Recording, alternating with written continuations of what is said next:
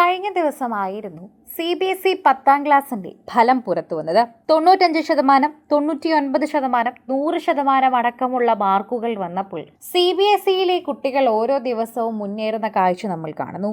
എന്നാൽ CBSE ഫലത്തിന് കാത്തു നിൽക്കാതെ അല്ലെങ്കിൽ CBSE ഫലം അറിയാതെ പോയ ഒരു വിദ്യാർത്ഥിയുടെ മരണവാർത്തയാണ് ശരിക്കും പറഞ്ഞാൽ ഇപ്പോൾ മലയാളികളെ വേദനിപ്പിക്കുന്നത് എന്ന് പറയാം.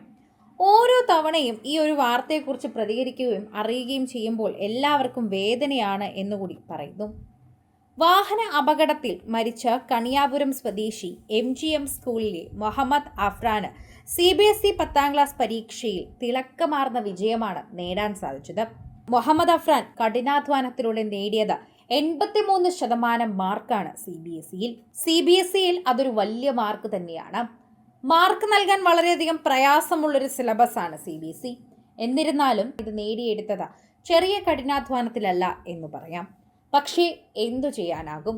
അവൻ്റെ റിസൾട്ട് കെട്ടിപ്പിടിച്ച് കരയുന്ന അവൻ്റെ ഉമ്മയുടെയും വാപ്പയുടെയും സങ്കടം അടക്കാൻ ആർക്കും ആകില്ലല്ലോ. അവൻ്റെ റിസൾട്ട് നോക്കിയ കൂട്ടുകാരുടെ കണ്ണുകൾ നിറയുന്നത് പ്രേക്ഷകർക്ക് ഇവിടെ ഇരുന്ന് ചിലപ്പോൾ കാണാൻ സാധിക്കും. അത്രമാത്രം നമുക്ക് ഊഹിക്കാവുന്നതേ ഉള്ളൂ അവർക്ക് എന്തുമാത്രം സങ്കടമായിരിക്കും എന്നത്. പരീക്ഷയിൽ മാത്രമല്ല മിടുക്കൻ, ഫുട്ബോൾ താരം കൂടിയാണ് അഫ്രാൻ.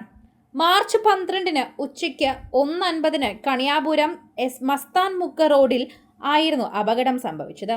അഫ്രാൻ ഓടിച്ച ബൈക്കും ചരക്കു ലോറിയും കൂട്ടിയിടിച്ച് അഫ്രാൻ തൽക്ഷണം മരിക്കുകയായിരുന്നു. കണിയാപുരം പള്ളിനട 4 മുക്ക് KPRA D23 AA മൻസിലിൽ AK അനിലിൻ്റെയും Safeera Abdul സലാമിൻ്റെയും മകനാണ് അഫ്രാൻ.